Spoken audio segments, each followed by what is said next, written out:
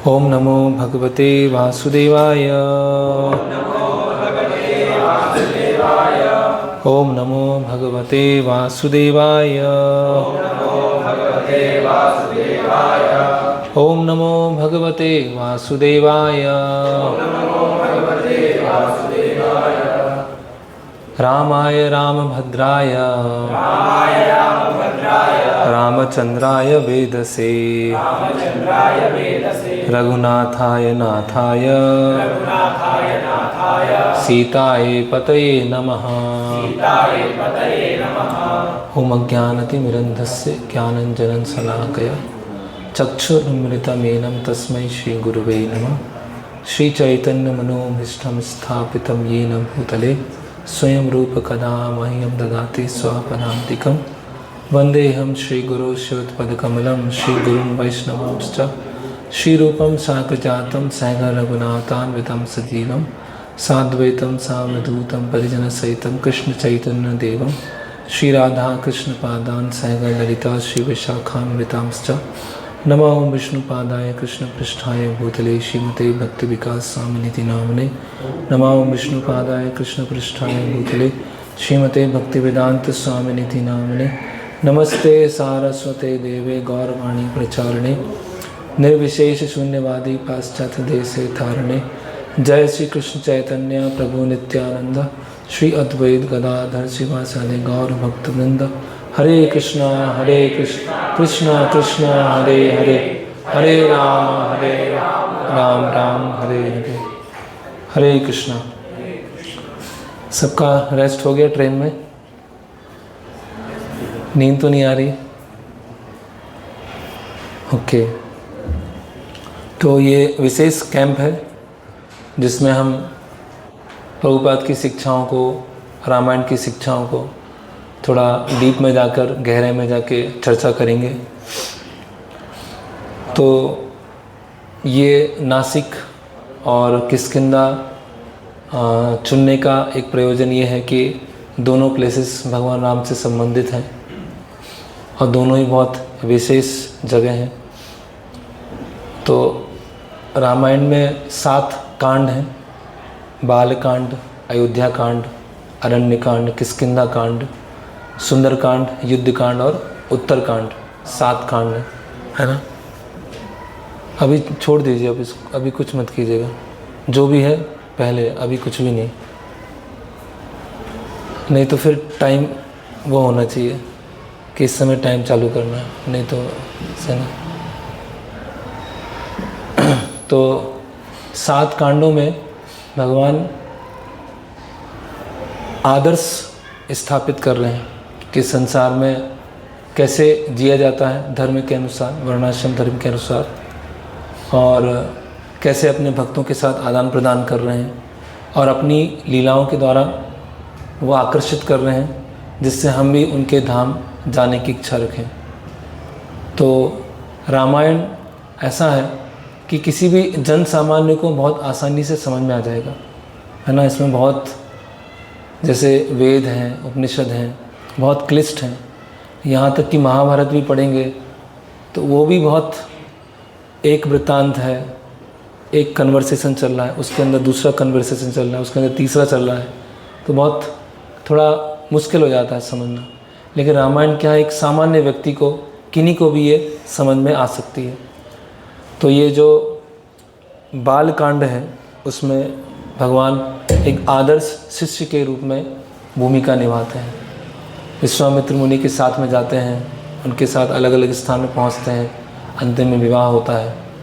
फिर अयोध्या कांड में आदर्श पुत्र और आदर्श भाई, वो कैसे आज्ञा पालन करना है ना, वो सब सिखाते हैं। फिर अरण्य कांड में आदर्श आइडियल प्रोटेक्टर, जो दंडकारण्य के ऋषि हैं, उनको सुरक्षा प्रदान करना, है ना, अलग अलग राक्षसों से, वो अरण्य कांड में होता है। किष्किंधा कांड में आइडियल फ्रेंडशिप, सुग्रीव के साथ फ्रेंडशिप होती है, उसके बारे में वर्णन आता है। फिर सुंदर कांड में आइडियल लवर के आदर्श प्रेमी कैसे हैं, तो भगवान का सीता माता के प्रति और सीता माता का भगवान राम के प्रति प्रेम क्या है, वो सुंदर कांड में बहुत स्पष्ट रूप से आता है। फिर है युद्ध कांड। युद्ध कांड जो है उसमें आदर्श योद्धा, फाइटर, है ना, क्षत्रिय, है ना, जैसे कैसे वो युद्ध लड़ते हैं उसके बारे में आता है। और उत्तर कांड में आदर्श राजा, आइडियल किंग, है ना। तो इसी तरह से अलग अलग जो कैंटो हैं, कांड हैं, उसमें भगवान अलग अलग भूमिका निभा रहे हैं। तो रामायण में नैतिक शिक्षा भी है, मर्यादा, कैसे संबंधों में मर्यादाएं होती हैं। बेसिकली जो वर्णाश्रम धर्म के बारे में बताया गया है कि हर किसी के समाज में क्या क्या रोल होते हैं। फिर दूसरा शिक्षा है कि जो शुद्ध भक्ति के बारे में भगवान अपने आचरण के द्वारा कैसे भक्ति के जो सिद्धांत हैं उनकी स्थापना करते हैं। और तीसरा शिक्षा है कि भगवान बहुत उच्च स्तर पर अपने भक्तों के साथ आदान प्रदान करते हैं। तो ये 3 स्तर पर, पहला है नैतिक, जो वर्णाश्रम धर्म है उसको स्थापित करते हैं। दूसरा है भक्ति के जो प्रिंसिपल हैं उसको स्थापित करते हैं। और तीसरा है अपने शुद्ध भक्तों के साथ आदान प्रदान करते हैं। तो इस तरह से 3 स्तर पर ये शिक्षाएं हैं। तो हम रामायण सुनने का या अध्ययन करने का पर्पस क्या है? एक पर्पस है कि भगवान राम के प्रति हमारा आकर्षण हो, सीता राम उनके प्रति आकर्षण हो, है ना। मत चित्ता मदगता प्राणा बोधयंता परस्परम कथयंतस्य माम नित्या तुष्यन्ति च रमन्ति च। तुष्यन्ति रमन्ति, तुष्यन्ति मतलब संतुष्टि, सेटिस्फैक्शन, और रमन्ति मतलब उसमें एब्जॉर्ब होना।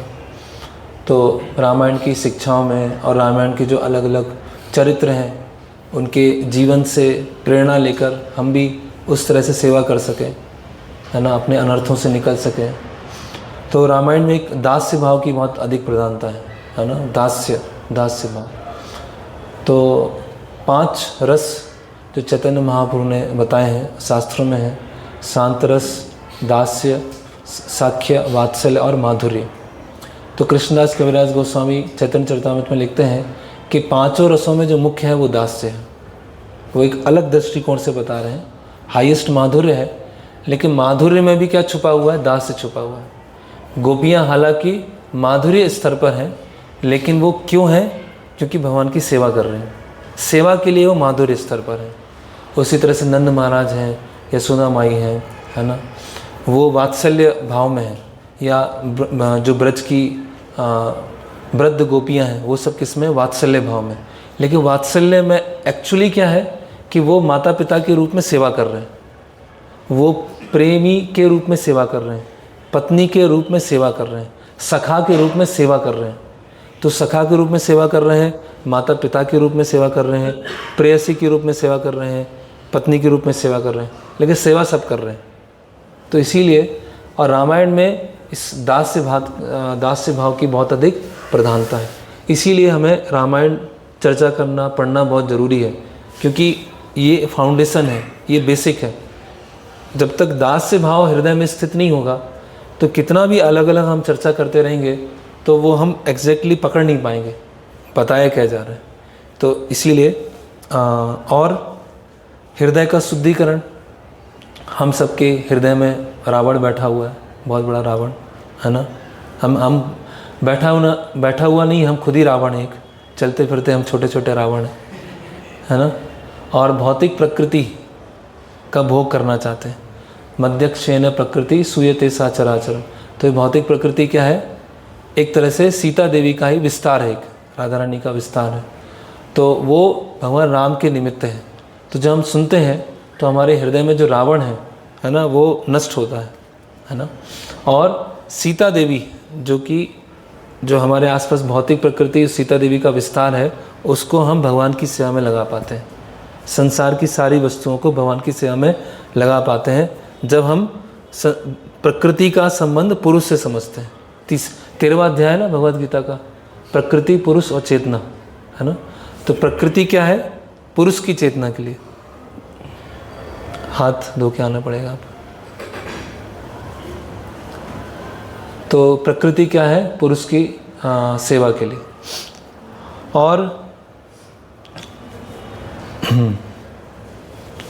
और रामायण की शिक्षा ऐसी है कि वो केवल ऐसा नहीं है कि ऐसी घटना कभी हुई है, ये प्रेजेंट में भी हो रही है, प्रेजेंट में भी चल रही है ना। और उसको हम जब हम पढ़ते हैं, सुनते हैं, तो ऐसा लगता है कि ऐसी स्थिति में पहुंच गए हैं, जैसे कि राजा कुलशेखर के साथ में होता था कि राजा कुलशेखर जब रामायण सुनते थे तो ऐसा लगता था कि वो अपने सामने सब देख रहे हैं, सब उनके सामने घटित हो रहा है। तो ये कोई केवल इतिहास नहीं है, ये केवल स्टोरी नहीं है, ये वर्तमान में भी घटनाएं हो रही हैं। जैसे सभी आचार्य बताते हैं, जैसे नवद्वीप मायापुर धाम है तो वहाँ चैतन्य महाप्रभु की लीला अभी भी हो रही है, वृंदावन में भगवान कृष्ण की लीला अभी भी हो रही है। उसी तरह से भगवान राम से संबंधित जो धाम है वहाँ भी अभी लीला हो रही है, लेकिन क्योंकि हम अशुद्ध चेतना में हैं इसीलिए वो हम अनुभव नहीं कर पाते। तो यहाँ पर जो नासिक स्थान है, वहाँ जो रामायण का तीसरा जो कांड है अरण्य कांड, वो यहाँ पर हुआ। मुख्यतः अरण्य कांड की घटनाएं सारी यहाँ पर हुई हैं। और अरण्य कांड जो है सातों कांड में सबसे छोटा कांड है। सबसे छोटा कांड क्या है? अरण्य कांड है। लेकिन सबसे महत्वपूर्ण कांड भी क्या है? अरण्य कांड है। क्योंकि इसमें जैसे हम देखते हैं कि महाभारत है तो महाभारत में कितने 18 पर्व हैं, है ना, 18 पर्व। तो एक पर्व आता है उसमें सभा पर्व, है ना। सभा पर्व में जब दुर्त कीड़ा होती है तो वो पर्व कैसा है जो पूरे रामायण के वृत्तांत को पूरा पलट देता है ना। तो उसी तरह से ये अरण्य कांड जो है पूरे 7 कांडों में, जिसमें सीता माता का हरण होता है, जिससे पूरा जो भगवान राम मिशन लेके आए हैं वो परित्राणाय साधुनां विनाशाय च दुष्कृतां, अलग अलग भक्तों के साथ आदान प्रदान भी करना है और जो दुष्कृति है उनको मारना भी है। तो यहाँ से वो सीता माता का हरण के पश्चात फिर वो घटनाएं चालू होती है। तो ये जो यहाँ पर बहुत सारे अलग अलग स्थान हैं, है ना। पंचवटी है जहाँ पर सीता माता, भगवान राम, लक्ष्मण जी रहे, है ना, बहुत लंबे समय यहाँ पर रहे। और रावण जो है साधु बन के आया था, वो भी यहाँ पर स्थान है। और दंडिकारण्य के जो ऋषि हैं जिनकी भगवान राम ने सुरक्षा किया असुरों से, वो भी स्थान यहाँ पर है। ऐसे बहुत महत्वपूर्ण अलग अलग स्थान है यहाँ पर। फिर कपिल मुनि का आश्रम है यहाँ पर, जहाँ पर माता देवहूति को सांख्य योग सिखाया था, वो भी है। फिर जटायु का वध होता है, जटायु का अंतिम संस्कार करते हैं। तो ये सारी प्लेस हम कल और परसों दिन होगा वहाँ पर विजिट करेंगे। तो ये अरण्य कांड की शुरुआत कैसे होती है वो थोड़ा सा हम पहले उसके पृष्ठभूमि में जाते हैं, फिर चालू करेंगे। तो अयोध्या कांड के सबसे अंतिम में भरत जी सभी को लेकर आते हैं चित्रकूट, और बाद में फिर पादुका लेके वापस जाते हैं। तो भगवान राम विचार करते हैं कि यहाँ से अयोध्या बहुत पास में है और हो सकता है कि बार बार अयोध्यावासी यहाँ पर आएँ मिलने के लिए, तो हमें स्थान चेंज करना चाहिए यहाँ से। और कैकेयी ने जो विशेष वन के लिए सजा दिया था वो था दंडक वन। दंडक वन कैसा था कि बहुत दंडक वन का बहुत बड़ा भाग क्या था, बहुत रूखा सूखा था, है ना। वहाँ इतना मतलब जो फल हैं, फूल हैं, कंदमूल हैं, वो मिलना वो बहुत मुश्किल था। तो कैकेयी ने विशेष दंडक वन दिया था, तो दंडकारण्य भी आना था। और दूसरा था कि ऋषि मुनि वो बहुत समय से प्रतीक्षा कर रहे थे भगवान राम की, कई, है ना, हजारों वर्षों से प्रतीक्षा कर रहे थे कि भगवान राम के दर्शन कब होंगे। तो उनकी इच्छा को पूरी करने के लिए भगवान को अरण्य जंगल में जाना था। और फिर इसमें बताया गया है कि भगवान आगे का अपना जो एपिसोड है कैसे चालू करें। एपिसोड मतलब वही वृत्तांत कैसे चालू करें कि रावण आएगा और ऐसी घटना होगी और भगवान राम फिर लंका पे जाना प्रारंभ करेंगे। तो ऐसे अलग अलग कारणों से भगवान ने विचार किया कि चित्रकूट छोड़ के अभी आगे चलते हैं। तो चित्रकूट से जब यहाँ पर आगे जब इस साइड आते हैं, ये दंडकारण्य में उसमें आते हैं, तो बहुत सारे ऋषि उनसे क्या होते हैं, बहुत आकर्षित हो जाते हैं उनकी सुंदरता को देखकर। और उनकी सुंदरता को देखकर जब आकर्षित होते हैं तो विचार करते हैं कि हम उनकी पति के रूप में प्राप्त करना चाहते हैं। जो ऋषि मुनि हैं भगवान राम को पति के रूप में प्राप्त करना चाहते हैं। तो भगवान राम वहाँ बताते हैं कि मैंने व्रत लिया है, एक पत्नी व्रत है ना, व्रत लिया है, इसीलिए इस जन्म में तो आपकी इच्छा पूरी नहीं हो पाएगी, अगले में मैं पूर्ण पुरुषोत्तम अपने सारी क्या बोलते हैं सारे कलाओं के साथ प्रकट होऊंगा, तब मैं आपकी इच्छा पूरा करूंगा। तो इस तरह से दंडक वन में जो ऋषि थे वो आगे चल के क्या बनते हैं, ऋषिचारी गोपी बनते हैं। तो हम देख सकते हैं कि साधक अवस्था में या साधक अवस्था से होते होते सिद्ध अवस्था में अगर किसी को पुरुष शरीर मिला है ना, किसी को अगर पुरुष शरीर मिला है तो भगवान की इच्छा से और गुरु के आशीर्वाद से जैसी सेवा की आवश्यकता है वो वहाँ पर एक तरह से, हालांकि जो भी भगवान की सेवा कर रहे हैं सब स्त्री हैं, सब प्रकृति है, तो वो गोपी बने। और ऐसा हो सकता है कि कोई स्त्री है जो यहाँ पर भगवान की सेवा कर रही है, लेकिन उसका जो भगवत धाम में जो दिव्य शरीर प्राप्त होगा वो पुरुष का शरीर प्राप्त होगा। तो इस तरह से जो दंडक रण के ऋषि मुनि थे वो भगवान राम से बहुत आकर्षित हुए और उनकी इच्छा को भगवान राम ने पूरा किया, है ना। तो अब क्या हुआ कि भगवान राम, सीता, लक्ष्मण जी अलग अलग आश्रमों में रुकते थे। किसी आश्रम में 13 महीने रुके, किसी में 12 महीने रुके, किसी में 4, किसी में 3 महीने, किसी में 2 महीने। तो जब 10 वर्ष हो गए, वनवास के 10 वर्ष पूरे हो गए, तो भगवान राम ने इच्छा व्यक्त किया कि उनको अगस्त मुनि के आश्रम में जाना है ना, अगस्त मुनि से मिलना है। तो एक सुतीक्ष्ण नाम के ऋषि हैं, वो कहते हैं कि पास में ही अगस्त मुनि और उनके जो भाई हैं उनका आश्रम है, आप वहाँ पर जाइए, है ना।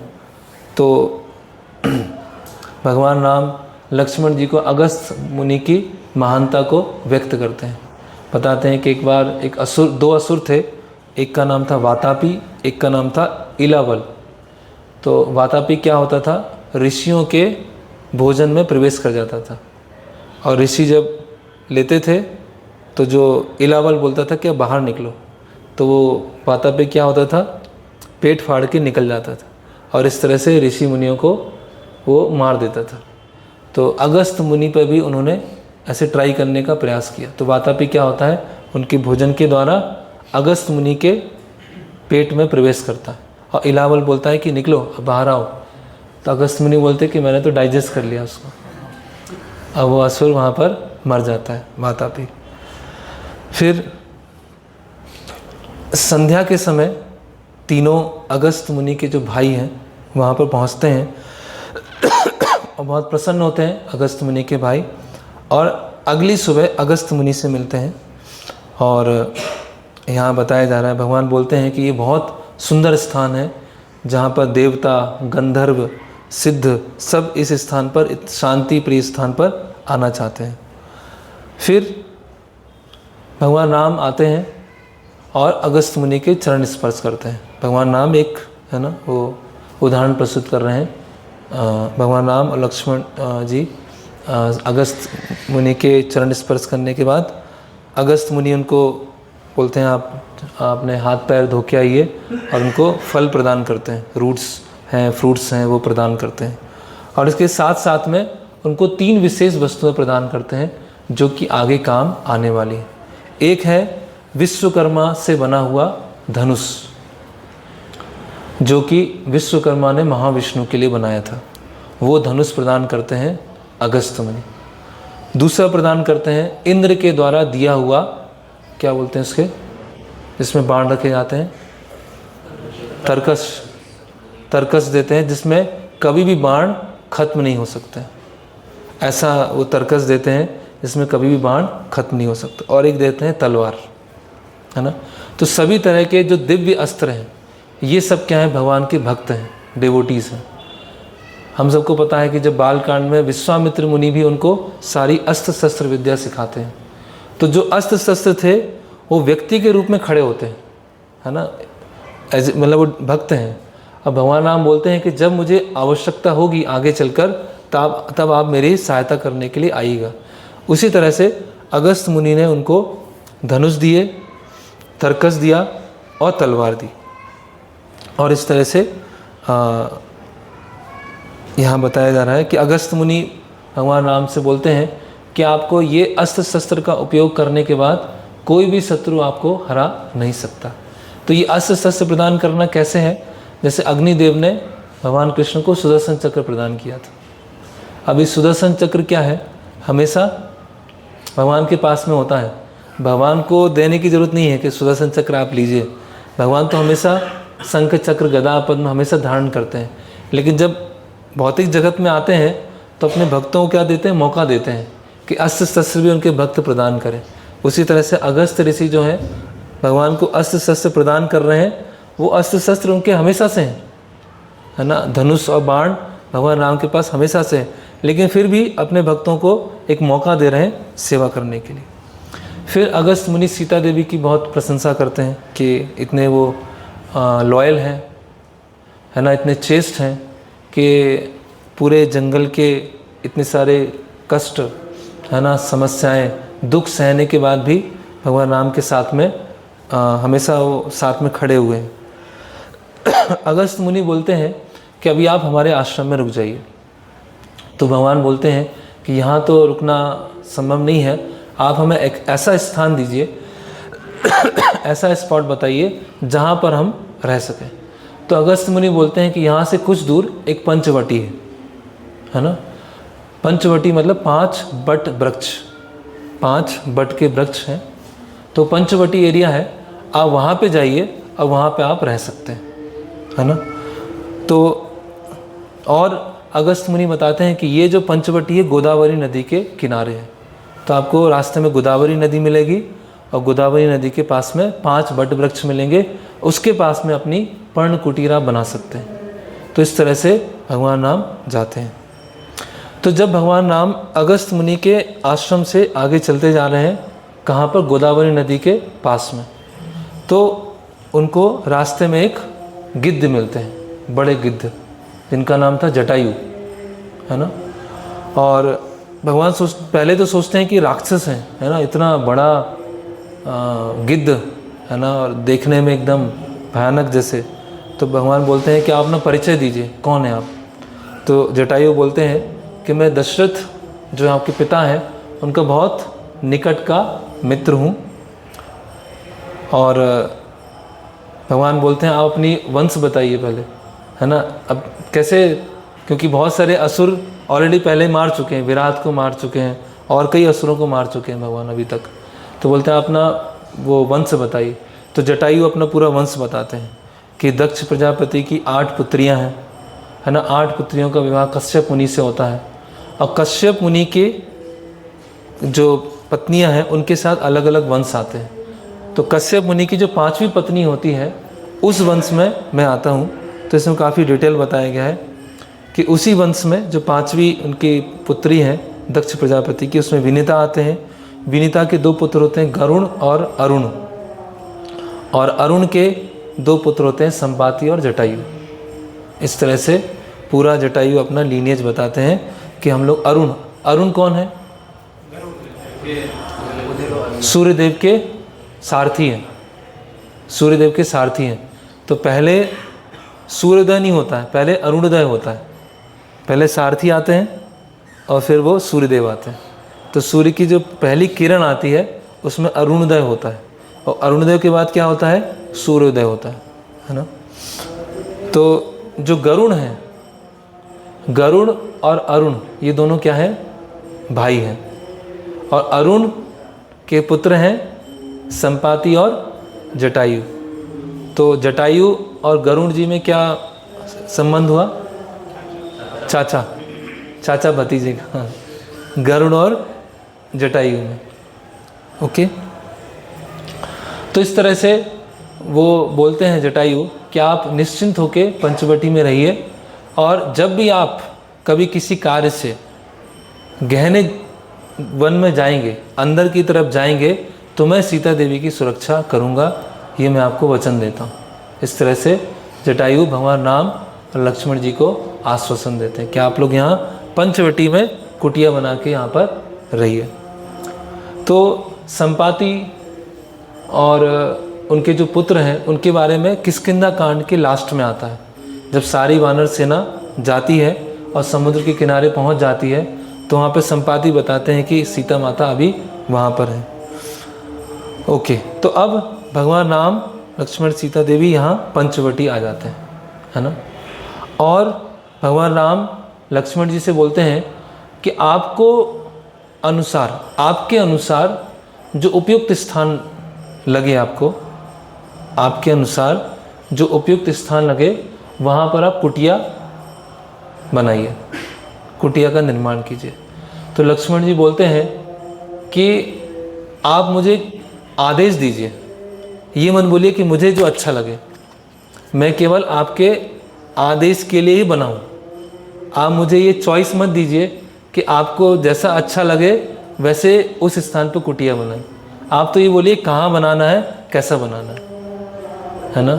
तो ये लक्ष्मण जी क्या है, लक्ष्मीमान इति लक्ष्मण, जिनके पास धन है। लक्ष्मण मतलब क्या है, जिनके पास धन है। कौन सा धन है उनके पास? कैंकर्य रूपी धन है। कौन सा धन है लक्ष्मण जी के पास? कैंकर्य रूपी। कैंकर्य क्या होता है? कैंकर्य मतलब किम करोति, मैं क्या कर सकता हूँ। किम करोति मतलब मान लीजिए कोई सेवा दिया, सेवा करने गए, सेवा अच्छे से कर दिया और जितना बोला गया था उससे अधिक ही किया, और करने के बाद फिर गुरु के पास में आते हैं और बोलते हैं किम करोति, अब मैं क्या कर सकता हूँ। ये लक्ष्मण जी का भावना है, ये लक्ष्मण जी का मूड है कि मैं आपके लिए अब क्या करूँ, अब नेक्स्ट बताइए क्या है। ऐसा नहीं है कि सेवा कर दिया, सेवा के बाद थक चुके हैं और सेवा करने के बाद फिर सेवा का कुछ उसके बदले में कुछ गुणगान मिले, ऐसा कुछ नहीं। सेवा किया, कंप्लीट किया, उससे अधिक किया और करने के बाद आए किम करोति, अब मैं क्या कर सकता हूँ।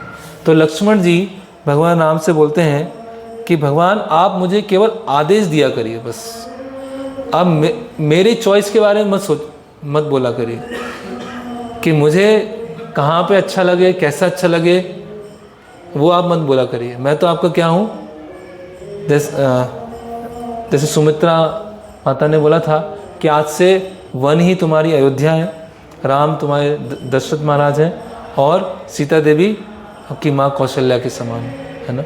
तो लक्ष्मण जी को भगवान राम ने बोला कि आप इस स्थान पे अभी कुटिया का निर्माण कीजिए।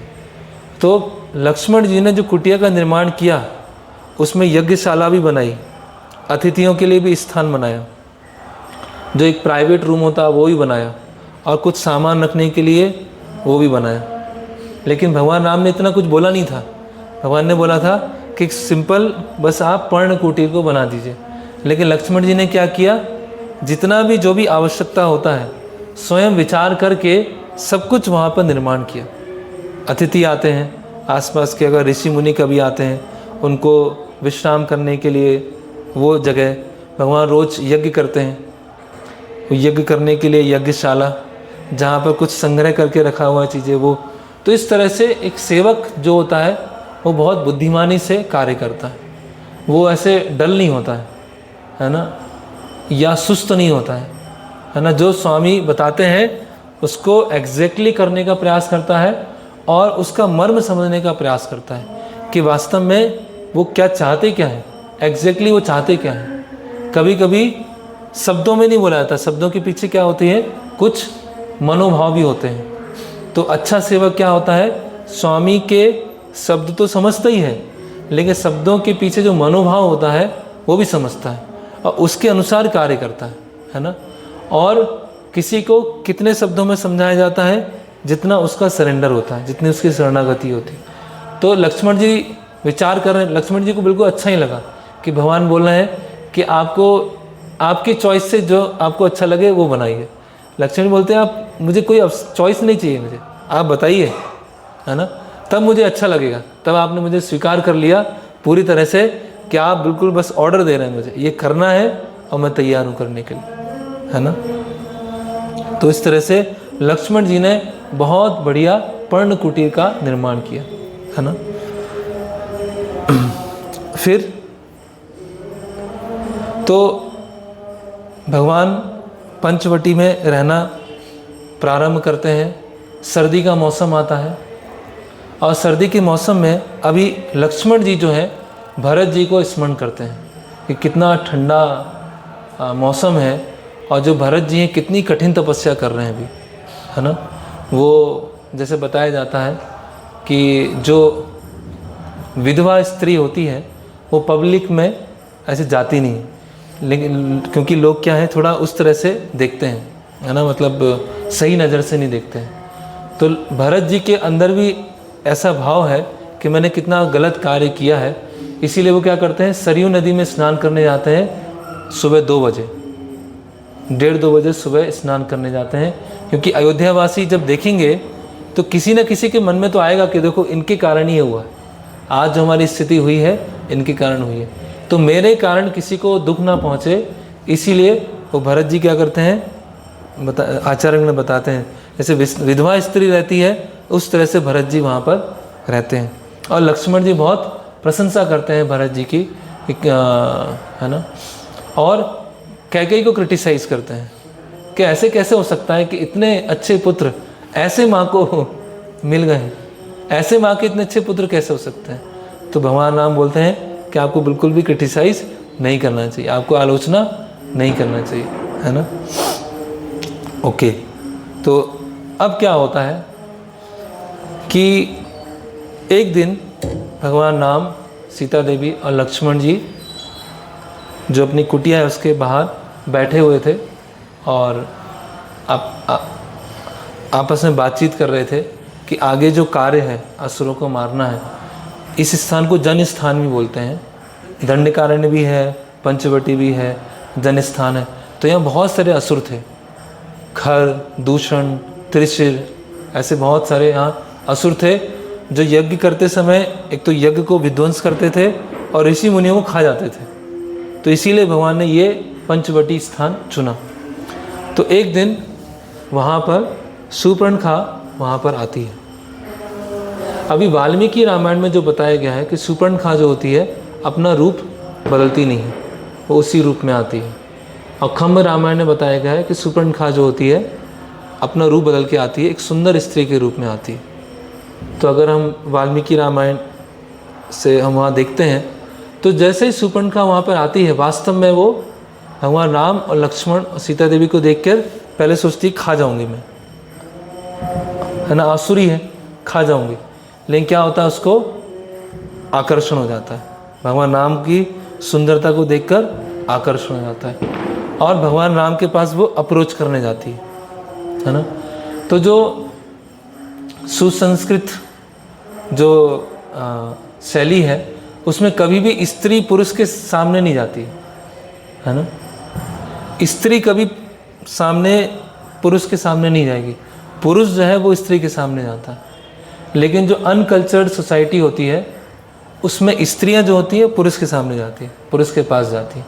तो जो शूर्पणखा है वो पूरी तरह से, है ना, आसुरी वृत्ति की है। तो सामान्यतः स्त्रियों में क्या गुण होता है, लज्जा का गुण होता है, इसीलिए वो खुद सामने से जाके नहीं बोलती, है ना। लेकिन शूर्पणखा जो है क्योंकि आसुरी वृत्ति है तो वो भगवान राम के सामने अप्रोच करती है। अब वाल्मीकि रामायण भगवान राम का और शूर्पणखा का जो शारीरिक वो है उसका वो कर रहे हैं, कंपैरिजन कर रहे हैं। शूर्पणखा जो है बहुत ही भद्दी है ना, आँखें, है ना, एकदम ब्लड शॉट आइस, है ना, बाल जो हैं ऐसे पूरे फैले हुए हैं और आवाज़ पूरी भारी है और कमर बहुत बड़ी है। अब भगवान राम के बारे में आता है कि बहुत सुंदर है ना, उनकी जो आँखें हैं बिल्कुल कमल की तरह हैं और उनके जो घुंघराले बाल हैं बहुत सुंदर हैं और उनकी जो आवाज़ है बहुत ही मधुर है ना। तो अब क्या होता है कि शूर्पणखा आती है और भगवान राम के सामने ऐसे प्रपोज करती है। तो भगवान बोलते हैं कि आप कहाँ से आई हैं, कौन है, अपना परिचय दीजिए। तो बोलती है कि मैं रावण, कुंभकर्ण और विभीषण की बहन हूँ, है ना, और मुझे आपसे क्या हो गया है, प्रेम हो गया है, इसीलिए मेरे साथ आप विवाह करो, है ना। और जो सीता है, सीता से अच्छी तो मैं हूँ और सीता को तो मैं खा जाऊंगी, है ना। और इस तरह से भगवान राम को वो बोलती है।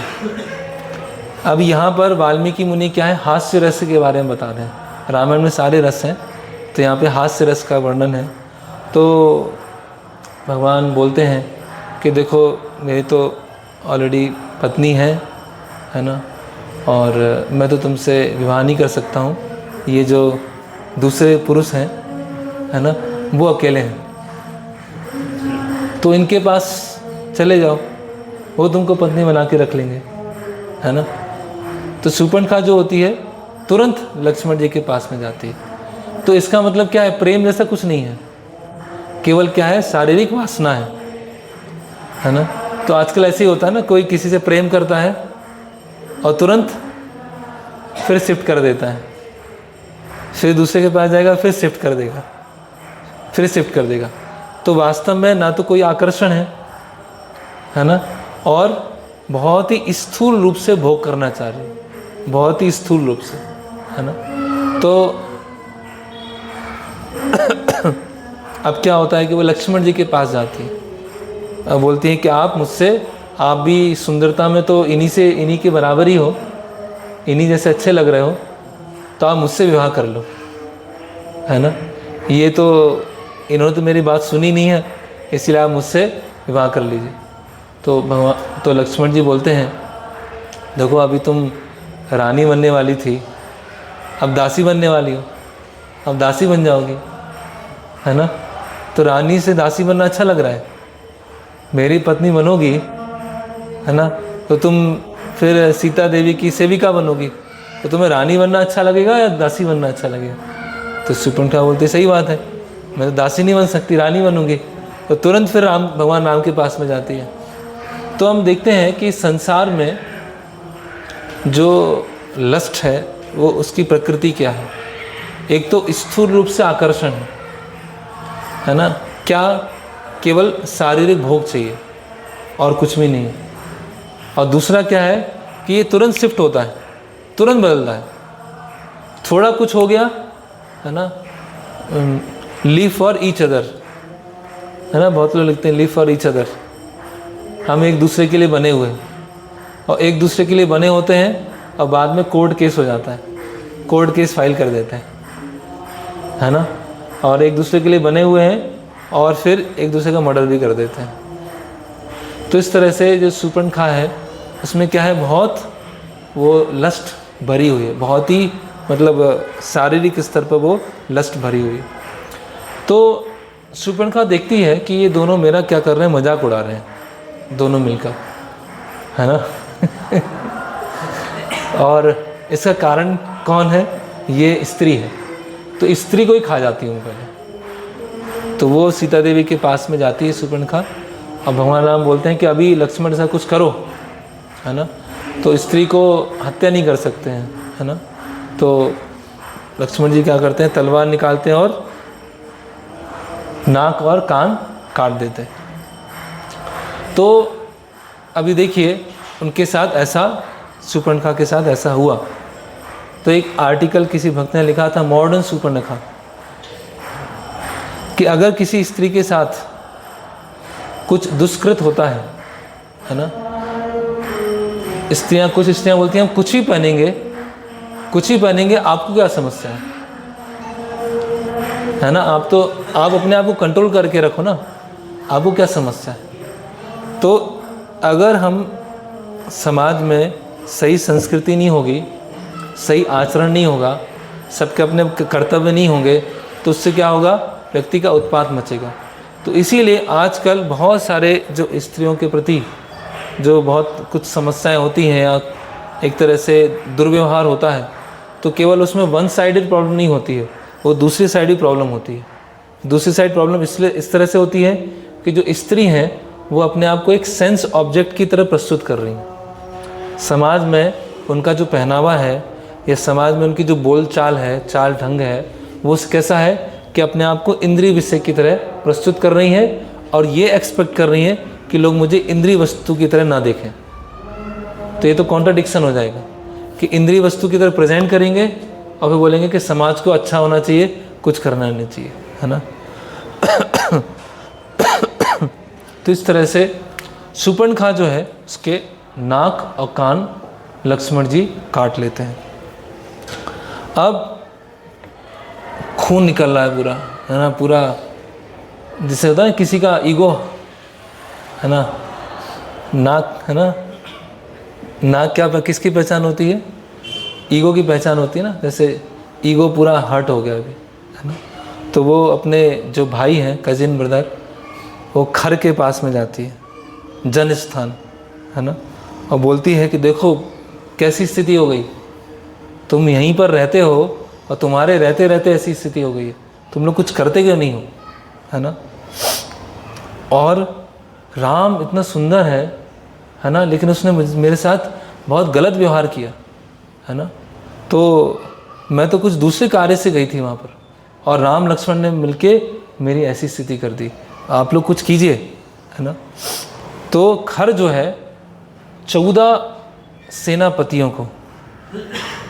सेनापतियों को एक साथ भेजता है कि देख क्या हो, ये मामूली जो मनुष्य है जिनको हम ऐसे ब्रेकफास्ट में खाते रहते हैं, ये मनुष्यों की ऐसी हिम्मत हुई, है ना, उनको पता नहीं कि किससे वो किसके समक्ष वो झगड़ा मोल ले रहे हैं।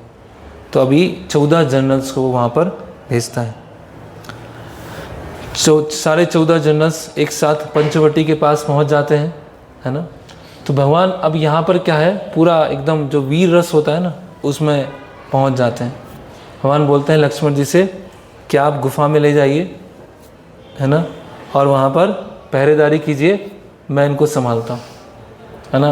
और अगस्त मुनि का दिया हुआ जो धनुष है और जो बाण है वो लेते हैं और भगवान एक साथ अपने धनुष पर 14 बाण लगाते हैं और 14 बाण से चलाते हैं और 14 के 14 जनरल्स एक साथ ख़त्म हो जाते हैं।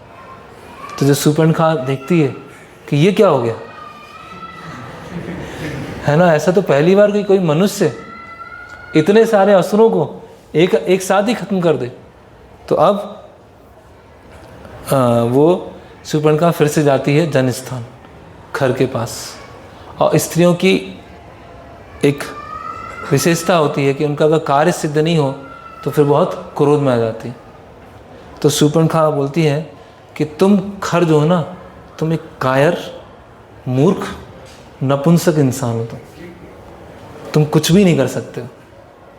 तुम बैठ के बस अपना आदेश चलाओगे, लेकिन वहाँ देखो वो एक साधारण मनुष्य ने 14 जनरल्स को मार दिया और तुम यहाँ पे बैठे हुए, तुम किसी के, है ना, उकसा रही हो।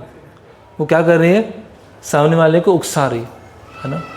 तो जो असुर लोग एक दूसरे को ऐसे उकसाते हैं, है ना, अरे तू कुछ नहीं कर सकता, तू किसी काम का नहीं। अच्छा मैं अब बताता हूँ, अब तेरे को बताता हूँ, अब करके दिखाऊंगा, है ना। कोई बस आवेग में चलता रहता है, इम्पल्स में चलता रहता है, कोई सोच विचार नहीं है।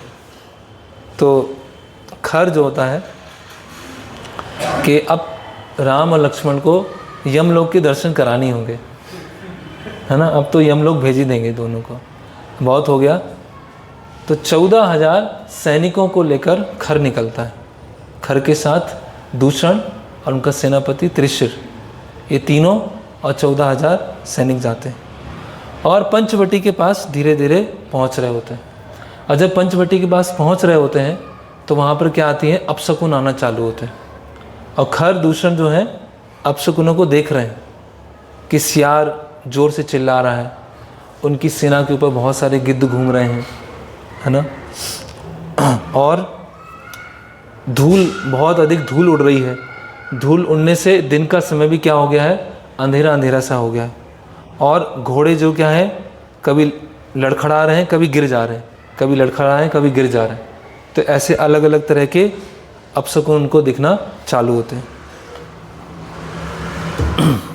जब 14,000 सैनिक, भगवान क्या बोलते हैं लक्ष्मण जी से कि अभी आप जाओ, सीता देवी को लेके जाओ गुफा में, मैं अकेले इनसे लड़ूंगा, है ना। तो अब सारे देवी देवता, गंधर्व, सिद्ध, चारण सब खड़े हो जाते हैं।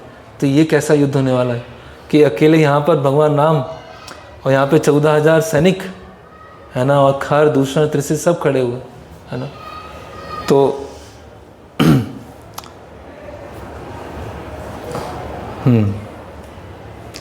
और यहाँ पर क्या है, अच्छे, है ना, अच्छे वो जैसे यहाँ पे अपशकुन हो रहा है, यहाँ पे अच्छे साइन आ रहे हैं। लक्ष्मण जी का चेहरा और तेजस्वी होता जा रहा है ना। भगवान राम की जो राइट आई है, राइट साइड का भाग है, वो स्पंदन कर रहा है ना। तो इस तरह से अच्छे साइन आ रहे हैं।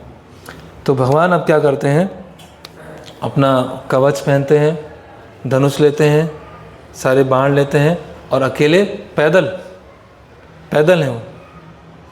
और सेना के अलग अलग जो सेनापति हैं या सैनिक हैं वो अलग अलग रथ पे बैठे हुए, और भगवान, है ना, नीचे वो तो खर और भगवान राम के बीच में लंबे समय तक युद्ध चलता है।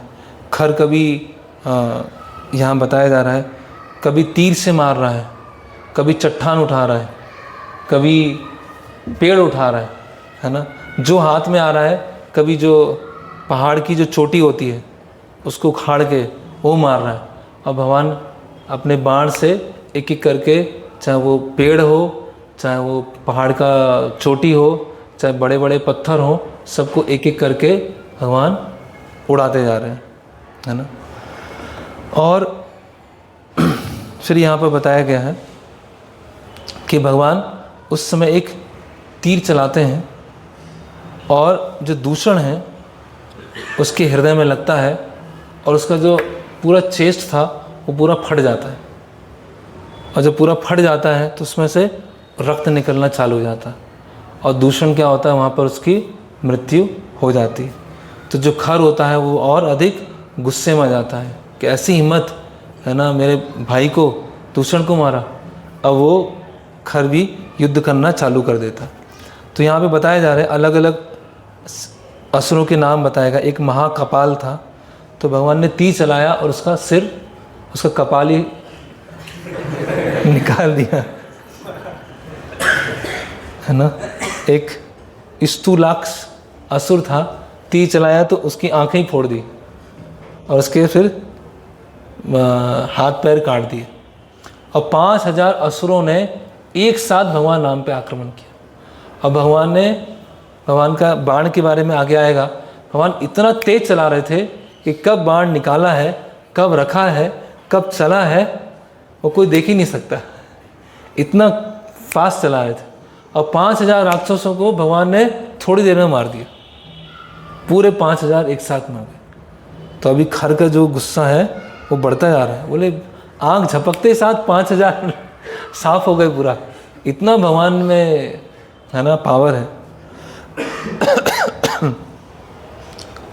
और फिर त्रिशूल आता है, और त्रिशूल जो होता है भगवान, उसके साथ युद्ध होता है। भगवान 3 बाण लेते हैं और 3 बाण से त्रिशूल के तीनों सिर को काट देते हैं। तो काफ़ी बड़े युद्ध के बारे में बताया गया है। और अंतिम में भगवान जो खर जो है, खर को एक ब्रह्मदंड नामक बाण था उससे वो पूरा मार देते हैं। तो ये पूरे 14,000 सैनिक और तीनों को मारने में भगवान को मुश्किल से 1 घंटा लगा। 1 घंटे में सब पूरा सफाया कर दिया। तो इतना शक्ति है ना। तो कहने का मतलब क्या है, जैसे हम देखते हैं तो स्ट्रेंथ वाइज देखा जाए, साइज देखा जाए, नंबर देखा जाए तो असुर बहुत अधिक हैं, है ना। और असुरों की तुलना में एक तरह से शक्ति है, भगवान देखने में बहुत सॉफ्ट हैं, एक ही हैं, अकेले हैं।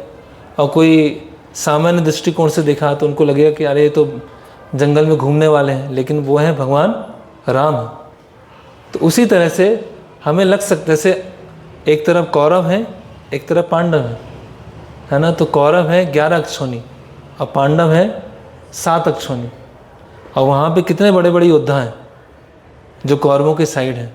तो इसी तरह से माया कितने भी बड़े फोर्स में आए, माया कितने बड़ी सैनिकों के साथ में आए, अब अपने अलग अलग हथियारों को लेके आए, लेकिन अगर भगवान राम के साइड में हैं, भगवान राम के आश्रम में हैं, तो कितनी भी बड़ी विपत्ति हो, कितनी भी बड़ी समस्या हो, माया का कितना भी बड़ा आवरण हो, वो पल भर में ख़त्म हो जाएगा। जैसे 14,000, हम इमेजिन करें कि 14,000 लोग अगर खड़े हैं, व्यास पंजाब में कितने भक्त आए थे? कितने नहीं, नंबर कितना आया था? 4,000, 4,500। जब सारे भक्त खड़े होते थे तो कैसा लगता था? तो 14,000 लोग एक साथ एक व्यक्ति पे आक्रमण कर रहे हैं, और वो व्यक्ति जमीन पर खड़ा है, और बाकी लोग अपने अपने अलग अलग रथ पे खड़े हुए, अलग अलग अस्त्र हैं, लेकिन क्योंकि भगवान राम है इसीलिए हमें भगवान राम और उनकी प्रोटेक्शन पर पूरा भरोसा होना चाहिए, पूरा विश्वास होना चाहिए। सामने वाली माया कितनी भी स्ट्रांग हो, कितनी भी बलशाली हो, लेकिन भगवान राम के सामने कुछ भी नहीं। इसीलिए हमें उनकी उनका जो शेल्टर है उससे पूरा पक्का भरोसा होना चाहिए। हमें कभी ये नहीं सोचना चाहिए कि अरे हाँ, माया से हमें एक हेल्दी फियर होना चाहिए, है ना, ओवर कॉन्फिडेंस नहीं होना चाहिए, लेकिन भगवान के शेल्टर पर पूरा विश्वास होना चाहिए। भगवान क्या कर सकते हैं? चमत्कार कर सकते हैं। तो इसीलिए भगवान ने किया, और ये बहुत जगह ऐसे, ये एक घटना नहीं है ना। और सीता देवी बहुत बहुत अधिक चिंतित थी कि क्या होगा, 14,000 सैनिक आए हैं, राम अकेले हैं।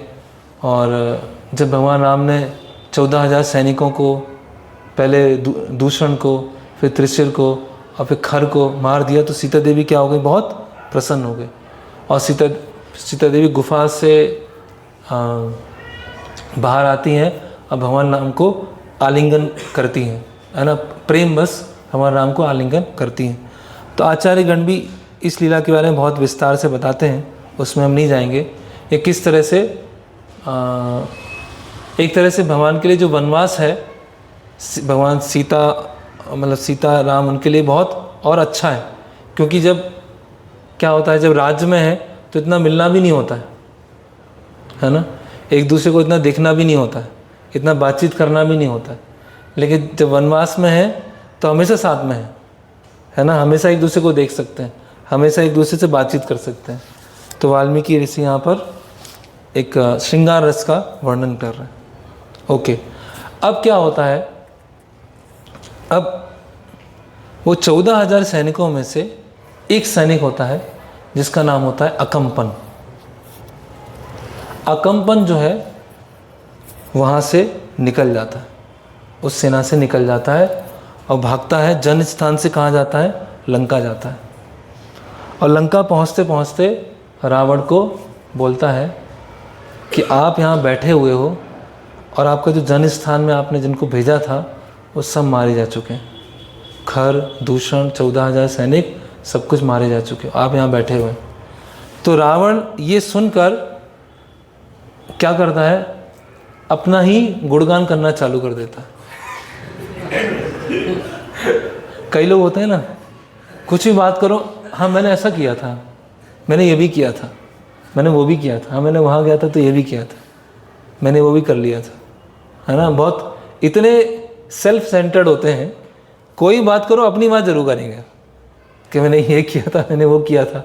अभी वो अकम्पन जो है रावण को बता रहा है कि आपकी स्थिति बहुत क्या है, कमज़ोर है। जन स्थान में सारे असुर साफ हो चुके हैं, सारे ख़त्म हो चुके हैं और यहाँ चुपचाप बैठे हुए। तो रावण बोलता है कि अरे मैंने तो इंद्र को हराया है,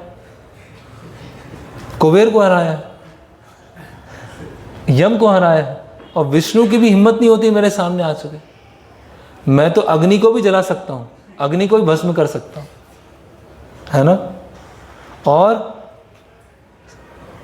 मैं ऐसा समय हूँ जो समय को भी नष्ट कर दूंगा, मैं ऐसा समय हूँ। और डेथ जो मृत्यु है मेरे सामने आने पे कपकपाती है। मैं मृत्यु का भी मृत्यु हूँ। इस तरह से वो अपनी डींगे हाँक रहा है। और सूर्य को भी मैं क्या कर सकता हूँ, राख में मिला सकता हूँ, है ना। और हवा भी मेरे पास में चलने से डरती है। तो ये क्या, ये छोटे से मनुष्य, मार दिया तो मार दिया, क्या हो गया, इतनी बड़ी बात क्या होगी। इतना पावर है मेरे में, इतना अपने आप को बोस्ट करना, है ना, अपना अहंकार, इतना अधिक अहंकार है कि शब्दों में वो अहंकार को बता रहा है। मतलब व्यक्ति का शक्ति है, बल है ना, बहुत सारे सेना भी है, लंका भी है, लेकिन स्पिरिचुअल इंटेलिजेंस नहीं। स्पिरिचुअल इंटेलिजेंस क्या हो गई, ख़त्म हो चुकी है। इतना प्राइड आ चुका है, ब्राह्मण परिवार में हूँ, पौलुस ऋषि के वंशज है, इतना प्राइड आ गया है कि वो सुनने के बाद भी क्या कर रहा है, अपना वो गुणगान खुद कर रहा है। तो आचार्यगण बोल रहे हैं कि हालांकि वो बोल रहा है कि सूर्य को भी मैं राख कर दूंगा और वायु मेरे से पास गुजरने से डरती है, लेकिन वही वायु के पुत्र हनुमान जी, है ना, और सूर्य के शिष्य हनुमान जी, वो रावण को सुंदरकांड में बताएंगे कि रावण की क्या स्थिति है। इसीलिए वो बोलने दो, अभी जो बोलना है बोल ले, आगे पता चलेगा कि क्या होता है। तो अकम्पन बोलता है कि जो हाँ, पहले रावण पूछता है, अच्छा कितने लोगों ने मारा, 14,000 सैनिकों को कितने लोगों ने मारा, रावण पूछा। अकम्पन बोलता भगवान ने मारा, अकेले ने मारा। अच्छा अकेले ने मारा, तो फिर थोड़ा सा वो चौकन्ना होता है। तो बोलता ठीक है चलो मैं चलता हूँ, अभी दोनों को मार के आता हूँ।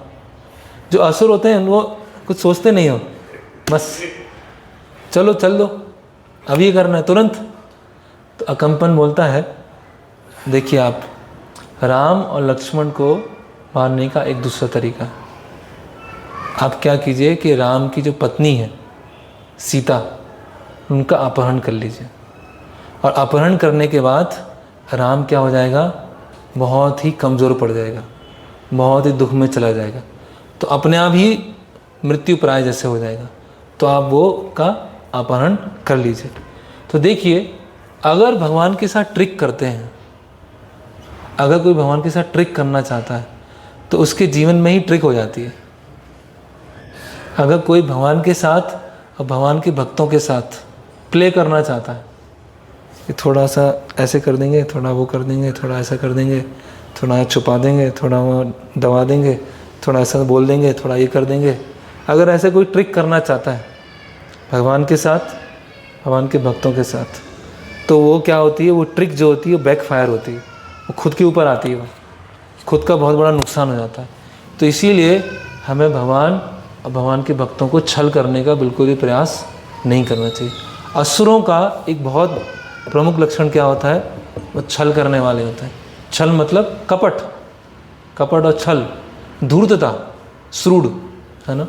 तो ये अकम्पन जो है और रावण मिलके प्लान करते हैं कि अपहरण करेंगे, ट्रिक करेंगे और राम को ऐसा छोड़ देंगे। तो ये बहुत महत्वपूर्ण एक पार्ट है रामायण से कि कभी भी हमें भगवान और भगवान के भक्तों के सामने बहुत चतुर नहीं बनना चाहिए, बहुत ज़्यादा इंटेलिजेंस नहीं होना चाहिए। ऐसा नहीं समझना चाहिए कि मैं इतना चतुर हूँ कि भगवान की आँख में भी धूल झोंक सकता हूँ, ये भक्तों की आँख में भी धूल झोंक सकता हूँ और पता नहीं चलेगा, अपना कार्य कर लूँगा, हो जाएगा। ऐसे ही कर रहे हैं ना ये लोग, इस तरह से तो प्लान कर रहे हैं। तो ये भगवान को जो धोखा देने का प्रयास करता है, छल करने का प्रयास करता है, वास्तव में वो खुद को धोखा दे रहा है, खुद के साथ छल कर रहा है, खुद के जीवन के साथ वो छल कर रहा है। इसीलिए कभी भी ये गुण बिल्कुल नहीं होना चाहिए। तो अब क्या होता है, रावण तुरंत उठता है, अकम्पन तो वहीं रह जाता है। रावण उठता है, रथ लेता है और रथ लेके कहाँ पहुँच जाता है, मारीच के आश्रम में। बोलता है कि आपको मुझे सहायता करनी है ना, आपको हिरण बनना है और मैं सीता देवी का ऐसे हरण करूँगा। तो मारीच बोलता है देखो, जो मीठा बोलने वाले बहुत होते हैं लेकिन सत्य बोलने वाले बहुत कम होते हैं, इसीलिए मैं आपको समझा रहा हूँ, ये विचार आप छोड़ दो, चुपचाप चले जाओ। आपके ऑलरेडी बहुत सारे महल हैं, बहुत सारी स्त्रियां हैं, आपको उन महल से, स्त्रियों से, आभूषणों से आनंद नहीं मिल रहा है क्या? तो क्यों आप सांप को अपने गले में डालना चाहते हो? इसलिए आप यहाँ से लौट जाओ। तो मारीच के कहने से रावण तुरंत लौट जाता है और चला जाता है वापस लंका। अब क्या होता है कि पहले अकंपन गया, रावण को बोला, रावण यहाँ पर आया और दोबारा लंका चला गया। अब आती है शूर्पणखा रावण के पास, और जब शूर्पणखा वहाँ पर आती है तो रावण के महल और रावण का जो एक वैभव है जो उसने पहना हुआ है उसके बारे में बहुत विस्तार से वर्णन कर रहे हैं वाल्मीकि मुनि। तो शूर्पणखा फिर यहाँ पर बुरी तरह से रावण को फटकारती है, बुरी तरह से डांटती है। बोले ये मेरी जो नाक कटी है ना, मेरी नाक नहीं कटी, तुम्हारी नाक कटी है ना, ये तुम्हारे साथ ऐसा हुआ है, तुम यहाँ पे भोग में लगे हुए हो और तुम्हारे राज्य में वहाँ पे क्या हो रहा है ना, और तुम्हें अपनी मृत्यु तुम्हारे पास तुरंत आने वाली है, मृत्यु तुम्हारी प्रतीक्षा कर रही है। तो रावण है ना, रावण को होता है कैसे बात कर रही है, और फिर बोलती है कि मेरी जिसने ये हालत की है ना, मैं वहाँ किस लिए गई थी, वहाँ पर एक बहुत सुंदर स्त्री है, और जितने तुम्हारे अभी महल में स्त्रियां हैं ना, उन सबसे सुंदर स्त्री वहाँ पर है, और एक वो वनवासी मनुष्य की पत्नी है वो, और मैं उस स्त्री को लाने के लिए तुम गई थी वहाँ पर है ना, उस स्त्री को वहाँ पर लाने गई थी, मैं तुम्हारे लिए गई थी वहाँ पर, और देखो मेरे साथ क्या हुआ। जब वो शूर्पणखा भगवान राम के सामने बताती है कि मैं ये है ना रावण, कुंभकर्ण और विभीषण की बहन हूँ, तो वहाँ विभीषण के बारे में बोलती है, अब विभीषण तो क्या है, धर्मात्मा है, हमारे जैसा है ही नहीं, वो हमारे असुर जैसा है ही नहीं, वो असुर से तो पूरा भारी हो चुका है। मतलब तो इस तरह से रावण ने शूर्पणखा के पति को मारा था।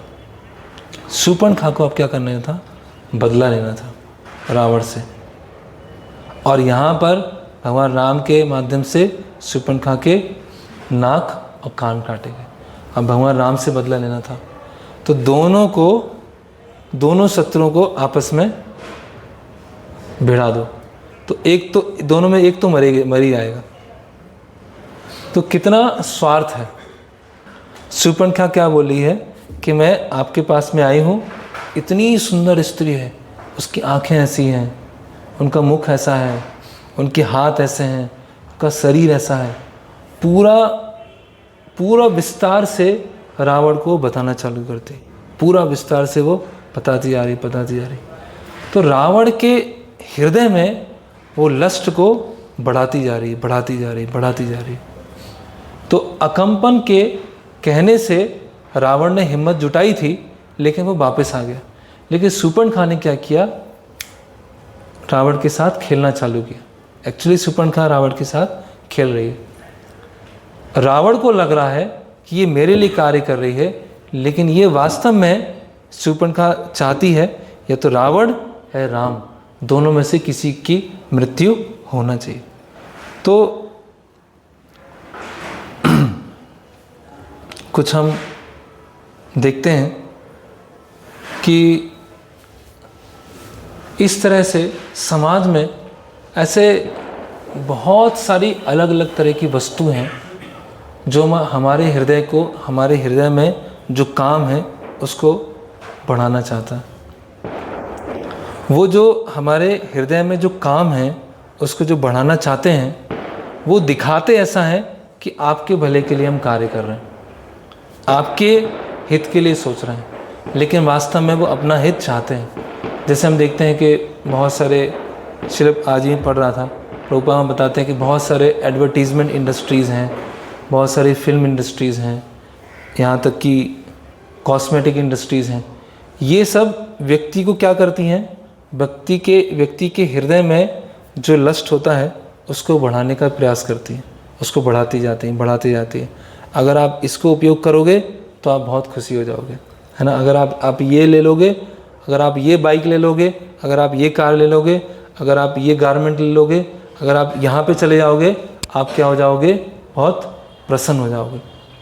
तो इस तरह से समाज में जितने भी अलग अलग तरह के लोग हैं वो इस तरह से बताते हैं कि हम आपके लिए सेल्फलेस काम कर रहे हैं, है ना। किसी के पास हम जाएंगे कुछ खरीदने के लिए, हाँ हम तो कुछ भी नहीं ले रहे हैं, कोई प्रॉफिट नहीं ले रहे हैं, जितना हमें है उतने में दे रहे हैं आपको, कुछ नहीं कर रहे हैं। तो ये शूर्पणखा के जो एजेंट हैं, ऐसे लोग के संपर्क में आने से हमारे हृदय में क्या होती है? लस्ट और बढ़ती जाती और प्रज्वलित होती जाती। तो रावण जो है वो है कंडीशन माइंड, और शूर्पणखा जो है वो है कलयुग के एजेंट जैसे। और ये जो कलयुग के एजेंट हैं वो कंडीशन माइंड में लस्ट को बढ़ाते हैं। और यहाँ बताया गया है विस्तार से कि जब ऐसे लोग या ऐसी संस्थाएं या ऐसे अलग अलग वस्तुएं हमारे हृदय के लस्ट को बढ़ाने का प्रयास करती हैं, तो उसी समय से व्यक्ति की बुद्धि भ्रष्ट होना चालू हो जाती है। व्यक्ति कुछ सोच नहीं पाता है और व्यक्ति को ऐसा लगता है कि जो ये सामने वाले बोल रहे हैं ये हमारे भले के लिए बोल रहे हैं, और व्यक्ति उस पे कार्य करना चालू कर देता है। आजकल हम देखते हैं बहुत बड़ी एडवर्टीज़मेंट इंडस्ट्री है, कॉस्मेटिक इंडस्ट्री, ये सब लोग क्या कर रहे हैं? ये कैसे धन कमा रहे हैं, कैसे लोगों को लूट रहे हैं, है ना। एजुकेशन है, पूरा बिजनेस बन चुका है एजुकेशन, वो सब कैसे लूट रहे हैं। जॉब में व्यक्ति को कैसे शोषण किया जा रहा है, क्या कर रहे हैं। अगर उसको आध्यात्मिक ज्ञान की समझ नहीं है, वो व्यक्ति तो ये सोचेगा कि मेरा तो जीवन अच्छा हो रहा है, मेरा अच्छी जगह जॉब लग गया है, मैं अच्छे से एजुकेशन ले रहा हूँ, लेकिन वास्तव में वो शोषण किया जा रहा है ना। बैंक वाले क्या करते हैं? होम लोन ले लो, मैरिज के लिए लोन ले लो, कार के लिए लोन ले लो, स्टडी के लिए लोन ले लो। वो क्या कर रहे हैं? हम आपके लिए हित के लिए कार्य कर रहे हैं, हम आपके भले के लिए कार्य कर रहे हैं। लेकिन संसार में कोई भी किसी के लिए भी हित के लिए कार्य नहीं कर रहा, कोई व्यक्ति भी हित के लिए कार्य नहीं कर रहा, सब एक दूसरे के स्वार्थ के लिए कार्य कर रहे हैं। रावण शूर्पणखा के कहने से वहाँ नहीं जा रहा है, उसको अपनी लस्ट की परवाह है, और शूर्पणखा रावण के पास में आई है, वो अपने स्वार्थ के लिए आई है। तो एक व्यक्ति, दोनों का आपस में संबंध है, लेकिन संबंध क्यों है? वो स्वार्थ के आधार पर। ये व्यक्ति अपना स्वार्थ पूरा करना चाहता है और दूसरा व्यक्ति अपना स्वार्थ पूरा करना चाहता है, बस बाकी और कुछ नहीं चल रहा है। इस संसार में जो भी व्यक्ति आध्यात्मिक ज्ञान या भक्ति के अलावा हमें भरोसा देता है कि मैं आपके साथ में हूँ, आपकी सहायता करूँगा, चिंता मत करो, वो सब के सब अपना स्वार्थ चाहते हैं और कोई कुछ नहीं चाहते, सब अपना स्वार्थ चाहते हैं। अल्टीमेटली उनको जिसमें प्रसन्नता हो रही है वो कार्य कर रहे हैं, वो उनके हित के बारे में नहीं सोच रहे हैं। तो उसी तरह से जैसे जो हमारे अंदर लस्ट है, जो काम वासना है, वो धीरे धीरे लोग क्या करते हैं? फैन करते जाते हैं, वो बढ़ाते जाते हैं। टीवी है, वेब सीरीज़ हैं, यूट्यूब है, ये सब क्या कर रहे हैं? हृदय में और बढ़ाते। इसीलिए इस समय में क्या हो गया है? भक्ति में स्थिर रहना ही बहुत मुश्किल हो गया है समय के साथ। भक्ति में स्थिर, क्योंकि हम जो यूज कर रहे हैं, हमारे हाथ में जो है, अगर हम उसको प्रॉपरली यूज़ नहीं कर रहे हैं, गलत तरह से उपयोग कर रहे हैं, तो हमारे हृदय है ना वो हो जाएगा। एक्चुअली क्या है, वो फ़ोन है, वो हमारा शोषण करना चालू कर देगा, वो हमारी एनर्जी को खींचना चालू कर देगा। इसीलिए हमें बहुत ध्यान रखना चाहिए। ये सारी जो टेक्नोलॉजी है, सारा जो एडवर्टीज़मेंट इंडस्ट्री है, जितने लोग भी बता रहे हैं कि ये लेने से ये फ़ायदा हो जाएगा, ये करने से ये फ़ायदा आएगा, सबके सबका अल्टीरियर मोटिव है, सबका अल्टीरियर मोटिव है। वो हमारा केवल शोषण करना चाहते हैं। तो इसी तरह से शूर्पणखा क्या कर रही है, दोनों दुश्मनों को साथ में मिलाने का प्रयास करे। तो असुरों के बीच में कोई सरलता है ना, ये सब हमेशा ये पॉलिटिकल चलता रहता है, हमेशा ये पॉलिटिक्स चलती रहती है। मेरा कैसे मतलब निकले, है ना, मुझे कैसे फ़ायदा हो, तो इस तरह से वो चालाकी करते हैं। ओके, अब जब शूर्पणखा इतने समय तक सीता माता की सुंदरता के बारे में बोलती है तो रावण के हृदय में पूरा लस्ट, है ना, ऐसे सागर जैसा जाता है, होता है कि अभी तो मुझे ये स्त्री चाहिए, है ना। और अपने राज्य में जितने काउंसलर थे, मंत्री थे, उन सबको वो भेज देता है, उन सबको वो भेज देता है। तो अब क्या किया जाए, राम और लक्ष्मण हैं, उनसे मैं क्या, उनसे थोड़ी युद्ध करना है, तो मनुष्य हैं, है ना। तो उनको जैसे कोई बोलेगा ना कि आज मैं युद्ध करने जा रहा हूँ, एक चूहे को मार के आऊँगा, बंदूक लेके जाता हूँ, एक बिल्ली को मार के आऊँगा, तो वो बंदूक लेके बिल्ली को मारने की क्या ज़रूरत है। वो तो राक्षस लोग क्या सोचते हैं कि ये मनुष्य, इनको थोड़ी मारना है, इनको तो ऐसी स्थिति में लेके आना है अपने आप खुद ही मर जाए, है ना। तो रावण सोचता है, विचार करता है कि ठीक है, अब चलते हैं यहाँ से, और फिर से पंचवटी आते हैं, है ना। फिर से अपना वो रथ लेता है, और रथ में जो घोड़े नहीं गधे लगे हुए हैं उसमें, है ना, और लेके वहाँ पर वो पंचवटी के पास में पहुँचता है, सबसे पहले मारीच के पास में। तो मारीच सोचता है कि ये क्या हो गया, अभी तो गया था ये, अभी तो समझा के भेजा था इसको, फिर दोबारा आ गया यहाँ पर, है ना। तो रावण बोलता है कि देखो, अभी आपको मेरी बात मानना पड़ेगा और आपको सहायता करना पड़ेगा। तो मारीच बोलता है कि मेरे साथ जीवन में 2 इंसिडेंट हो चुके हैं। जब भगवान राम 12 वर्ष के थे तो उस समय विश्वामित्र मुनि के आश्रम में मैं बार बार यज्ञ को नष्ट करने जाता था। तो 12 साल की उम्र में भगवान राम ने तीर चलाया और मुझे 1000 योजन दूर फेंक दिया, 1000 योजन दूर फेंक दिया।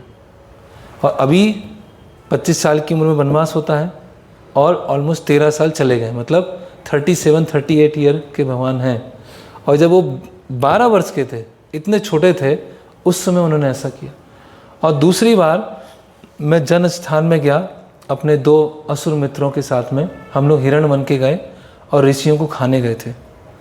तो राम समझ गए कि ये तीनों हिरण क्या हैं, असुर हैं।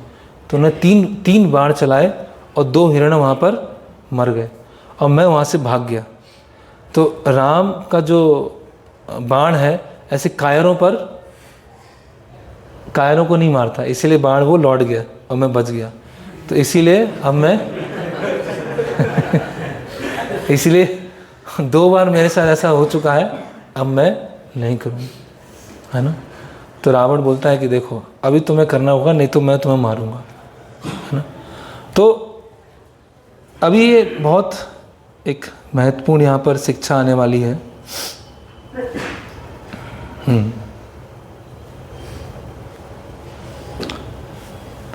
कि मारीच को पता है भगवान राम है, भगवान पूर्ण पुरुषोत्तम भगवान है, और रावण गलत कार्य कर रहा है। लेकिन फिर भी मारीच किसका साथ देता है, किसका साथ देता है, रावण का साथ देता है। तो 2 चीज़ें हैं। एक व्यक्ति क्या होता है, कुछ लोगों का हृदय क्या होता है, बहुत वीक होता है। तो लोग क्या होते हैं, डामाडोल होते रहते हैं। उनको पता है भक्ति करना चाहिए, उनको पता है भगवान की सेवा करना चाहिए, उनको पता है भगवान की शरण लेना चाहिए। लेकिन क्या, अरे घर वाले तो ऐसे बोल रहे हैं, तो वो उनको कैसे मैं मना कर दूं, उनको तो नहीं कर पाऊंगा। तो उनको क्या गलत है वो भी पता है, क्या सही है वो भी पता है, लेकिन निर्णय क्या लेते हैं, गलत वाला लेते हैं। ऐसे लोगों का मन क्या होता है, डामाडोल चलता रहता है। सब पता है उनको, मारीच को क्लियर पता है कि ये पूर्ण पुरुषोत्तम भगवान राम हैं, रावण को ऐसा नहीं करना चाहिए। मारीच बोल रहा है मैं राज शब्द सुनता हूँ तो डर जाता हूँ, काँप जाता हूँ, इतना भय हो गया मुझे।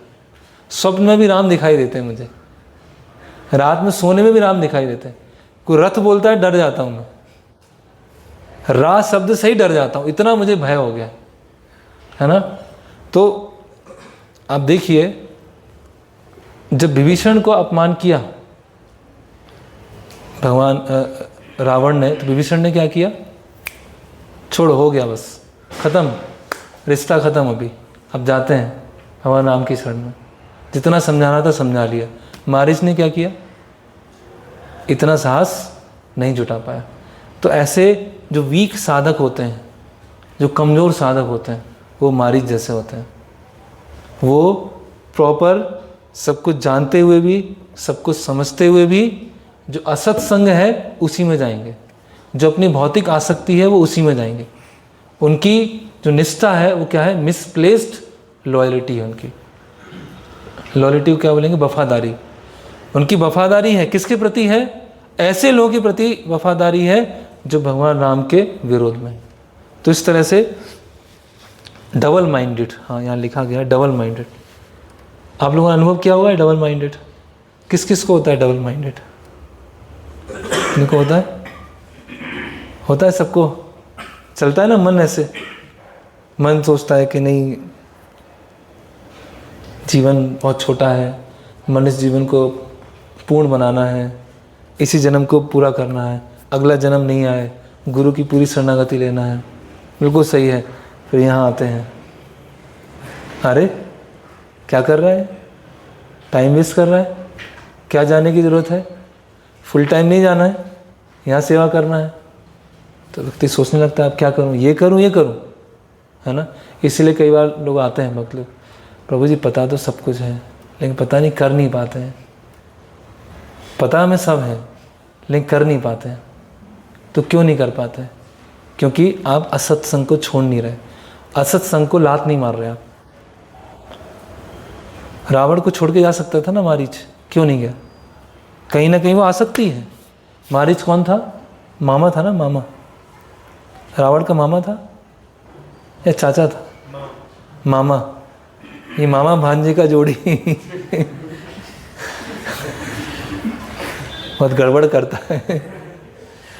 तो ये जो आसक्ति है ना, ये जानते हुए भी किस बात की लॉयल्टी, क्या वफादारी है ना। लॉयल्टी का उत्तर उल्टा क्या होता है?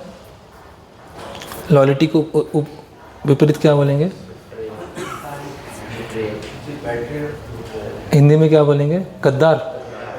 गद्दार। इससे अच्छा जो असत लोग हैं उनके गद्दार निकलना अधिक अच्छा है। भगवान के वफादार होना अधिक अच्छा है। और जो असत संग है, जो हमें भगवान की पूर्ण शरणागति, भगवान की पूर्ण रूप से सेवा लेने के लिए हमें रोक रहे हैं, उनके लिए गद्दार निकलना। क्योंकि ऑलरेडी हमने कई जन्मों में भगवान से गद्दारी की है। भगवान को हमने वचन दिया है, आश्वासन दिया है, सेवा करेंगे, लेकिन सेवा नहीं किया। तो इसीलिए ये जो अटैचमेंट्स होते हैं, ये जो आसक्तियाँ होती हैं, ये इतना गहरा होता है, इतना गहरा होता है, इतना गहरा होता है कि व्यक्ति सब कुछ समझने के बाद भी उस पर कार्य नहीं कर पाता। फिर व्यक्ति हमेशा सोचता रहता है। तो इसीलिए हमें ऐसा वफादारी बिल्कुल भी नहीं होना चाहिए। मारीच को रहने का स्थान किसने दिया था? रावण ने दिया था, है ना। ये पूरा ग्रुप है ना, जन स्थान पूरा रावण का था, आउटपोस्ट बनाया था उसने। तो इसीलिए ये मिसप्लेस्ड लॉयल्टी नहीं होना चाहिए, मटेरियल अटैचमेंट्स नहीं होना चाहिए। अगर मटेरियल अटैचमेंट होगा तो व्यक्ति सही डिसीजन नहीं ले पाएगा। और मारीच के साथ में क्या हुआ, कैसी स्थिति हुई? और दूसरी तरफ विभीषण, उनके साथ, दोनों के केस को हम कंपेयर कर सकते हैं, विभीषण का और मारीच का। मारीच के पास में पूरा वो था कि भगवान राम की शरण में चला जाए, कोई समस्या नहीं, लेकिन नहीं गया। और महाभारत में भी एक जगह ऐसा केस आता है, मुझे अभी याद नहीं आ रहा है, वहाँ पर भी ऐसा था कि वो व्यक्ति समझ रहे थे कि ये नहीं करना चाहिए, फिर वो साथ देने के लिए तैयार हो जाते हैं। तो कि थोड़ा सा और लेंगे, उसके बाद बस। तो मारीच यहाँ पर बताते हैं कि मुझे डर, जब मैं इतना मुझे भय है, सोते समय, स्वप्न के समय, रा शब्द सुनते में हमेशा मुझे डर लगता रहता है ना। और अब मैं क्या करूं, है ना, रावण मुझे मारे या राम मुझे मारे, दोनों में से अच्छा क्या होगा। अब मरना तो मेरा निश्चित है, तो ऐसा करता हूं कि राम के हाथ मरता हूं, रावण के हाथ मरना ठीक नहीं है।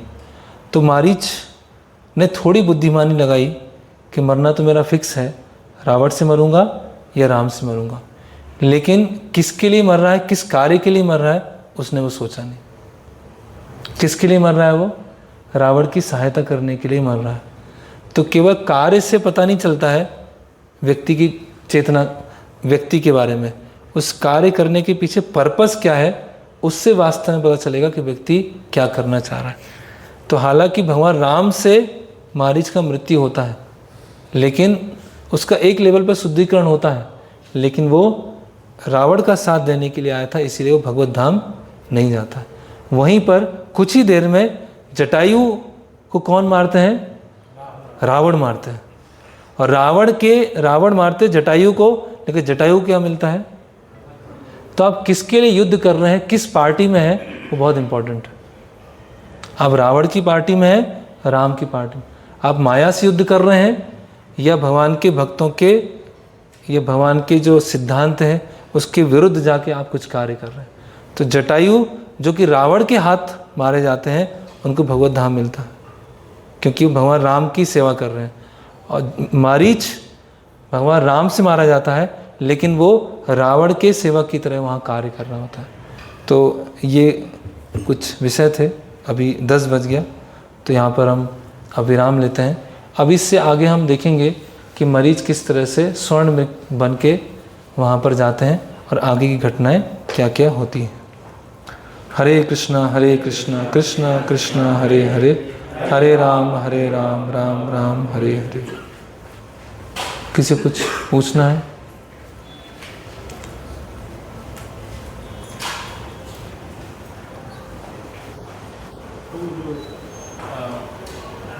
पूछना है कि जब लक्ष्मण जी से मिलने के लिए सुपर्णा आदि भगवान राम से मिलने के लिए आती, तो शास्त्रों में क्या ऐसा विधान है कि क्षत्रिय धर्म में कि अगर कोई स्त्री पुरुष को अप्रोच करती है कि मैं आपकी साथ विवाह करना चाहती हूँ, तो उसको इमीडिएटली क्षत्रिय को एक्सेप्ट कर लेना चाहिए उसके लिए। तो भगवान राम तो एक आइडियल क्षत्रिय बिहेवियर फॉलो कर रहे हैं, उस समय उनको एक्सेप्ट करना था नहीं, लेकिन वहाँ पर वो जो उसका मनोभाव क्या है कि वो उनके पास में जाती है और तुरंत दूसरे के पास में जाती है। वो संरक्षण के लिए ऐसे केस होते थे, ऐसे कोई बहुत जनरलाइज नहीं होता था कि स्त्रियां क्षत्रिय राजा के पास में जाती थी मुझे संरक्षण प्रदान करो।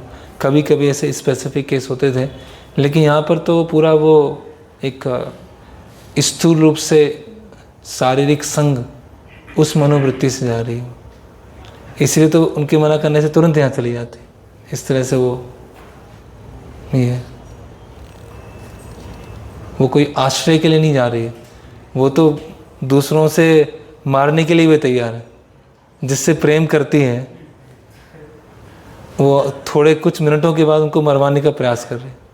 जैसे वो हिडिंबा थी उसमें महाभारत में, तो भीम ने स्वीकार किया ना हिडिंबा को, इस तरह स्वीकार किया ना, लेकिन यहाँ पर क्या है पूरा मनोभाव ही अलग है, तो इस तरह से वो वहाँ स्वीकार नहीं होगा। ओके, तो अभी हाँ सीता देवी के बारे में बताते हैं, हाँ सीता देवी के बारे में बताते हैं, उनका गुणगान करते हैं सीता देवी का, उनकी लॉयल्टी और चेस्टिटी के बारे में। ओके, तो अब सब सोते हैं और कल 4:30 बजे 5 बजे मंगल आरती।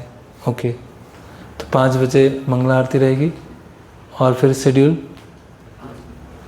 उसमें ग्रुप में डाल दिया जाएगा बात करके, ठीक है।